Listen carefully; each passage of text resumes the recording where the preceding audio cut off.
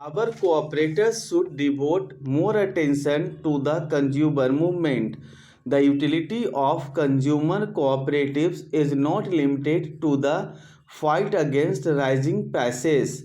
We have another fight hardly less important, which is that for quality. Cooperatives can ensure quality in what is produced much better than private trade can.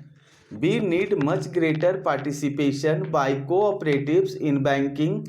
In our country, banking has largely remained the preserve of the affluent at any rate of the middle class and above, not only in its control but even in its reach. It has cared more for the big man than the small man. Only rarely do we find the common people having recourse to banks. Lately, agricultural cooperatives in some areas have begun advancing credit against an approved production program instead of the security of land. A well-run cooperative banking program can finance a large number of small entrepreneurs such as graduates who want to set up a small industries, etc. Cooperative banks can also attract a small savings, especially if they go to the people instead of expecting them to come to them waiting long hours and filing forms. I believe some banks in western and southern India have already made a beginning on these lines. Having spoken of the cooperatives, I must also sound a note of caution. Not all that we hear about the actual working of cooperatives flattering. There is the general belief, which I mentioned, that the cooperatives help the bigger people rather than the small people. Such a state affairs would defeat the very purpose of the cooperative movement.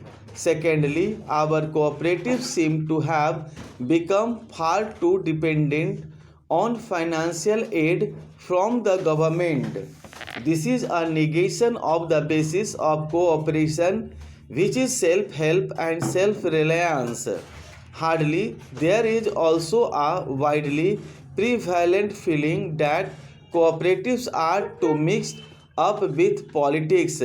I find that you are discussing how to deofficialize the movement. I find that you also discuss how to depoliticalize it.